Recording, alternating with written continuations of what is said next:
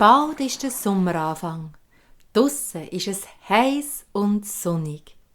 Ich bin heute Nachmittag im Zug unterwegs und aus dem Fenster geschaut. Ich habe immer wieder Getreidefelder gesehen. Hier und da rote, leuchtende Blumen drinnen.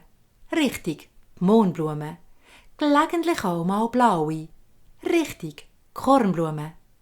Im nächsten Märli spielt das Getreidefeld eine wichtige Rolle. Ich wünsche dir ganz viel Freude an dieser zauberhaften Liebesgeschichte.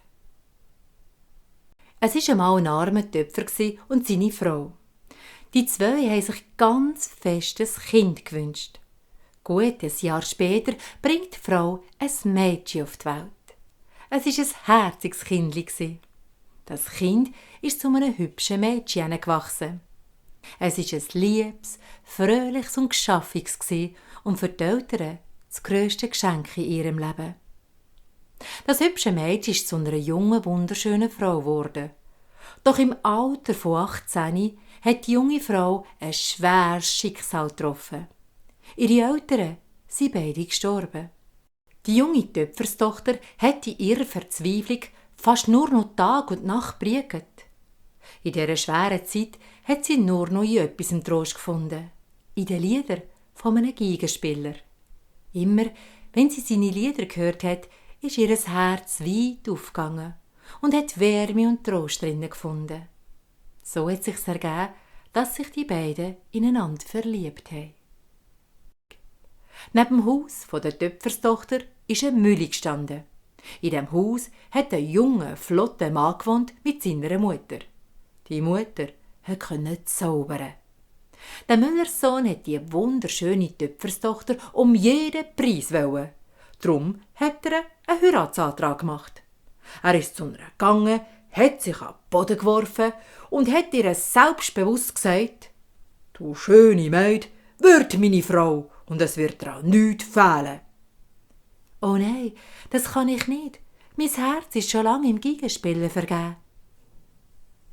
Traurig, enttäuscht, nein, hässig, steht der Müllerssohn auf und geht zurück zu seiner Mutter. Ein bisschen später ist der Krieg ausgebrochen. Der junge Geigenspieler musste in fremde Länder ziehen. Jahr um Jahr sind vergangen und die Töpferstochter hat sehnsüchtig auf ihren Liebsten gewartet. Doch in all dieser Zeit hat sie nichts von ihm gehört. Die Mutter vom jungen Müller hat die Gelegenheit gepackt und jeden Tag die Töpferstochter bedrängt, doch endlich ihren Sohn zu heiraten. Doch die hat immer abgelehnt. Als die Töpferstochter wieder einmal auf dem Kornfeld war an ihrer Arbeit und dabei sehnsüchtig in die Weite geschaut hat und traurig an ihren Liebsten denkt, ist die Mülleri aufs Feld gekommen. Die Mülleri hat erkannt, dass die Töpferstochter nicht von ihrem Geigenspieler abzubringen ist. Die böse Mülleri hat gedacht, wenn sie schon meinen Sohn nicht haben will, dann soll sie noch den Geigenspieler nicht bekommen. Und darum hat sie dort einfach in eine Mohnblume verwandelt. Und nachdem sie die Töpferstochter in eine wunderschöne rote Mohnblume verzaubert hat, ist sie wieder vom Feld gegangen. Da steht sie, als rote Blume, einsam und allein zwischen dem Getreide, wankt hin und her mit dem Wind und schaut Richtung Horizont. Viele Jahre sind vergangen. Übers Feld hört man die schönste Musik spielen. Der Geigenspieler ist wieder zurück. Eingewickelt in einen schönen blauen Mantel spielt er die schönsten Lieder. Um ihn herum haben sich schnell viele Leute versammelt, um die schönen Lieder zu hören.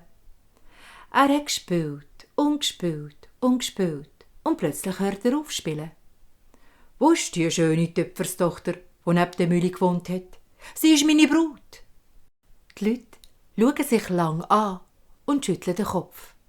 Niemand weiss von ihnen, von was für einer Frau der Musikant redet. Plötzlich kommt eine alte Frau auf den Geigenspieler zuzulaufen. «Deine Brut steht schon lange dort hinten auf dem Feld. Die böse Mülleri hat sie in eine Mohnblume verzaubert, weil sie nicht ihren Sohn heiraten wollte. So blüht sie jedes Jahr auf dem Feld und ist allein und einsam. Der Geigenspieler ist ganz bleich geworden. Er läuft mit seiner Geige davon, in die Richtung zu dem Feld, wo die Mohnblume blüht. Bei den Mohnblumen angekommen, spielt er ihr die schönsten Lieder. Tränen laufen ihm über die Backen. Auf einmal kann er nicht mehr spielen. Er sitzt am Boden und heult und schluchzt vor sich hin. Da streicht ihm jemand plötzlich fein übers Haar. Eine schöne rote Blume wartet auf dich, schon lang. Sie ist einsam und allein. Wenn du willst, könnt ihr für immer zusammen sein. Auf das aber schaut der Geigenspieler auf und sieht vor sich eine wunderschöne Fee. Sie strahlt ihn liebevoll an und streckt ihm die Hand entgegen. Er nickt zu. Ja, lass mich mit meiner Liebsten für immer zusammen sein. In diesem Augenblick verwandelt sich der Geigenspieler in eine zarte blaue Blume, das gleiche Blau wie sein Mantel trägt. Seitdem blühen Mohn- und Kornblumen nebeneinander auf den Kornfeldern. Dort flüstern sie und nicken sich glücklich zu und geniessen Sommer für Sommer, dass sie zusammen sein können für immer.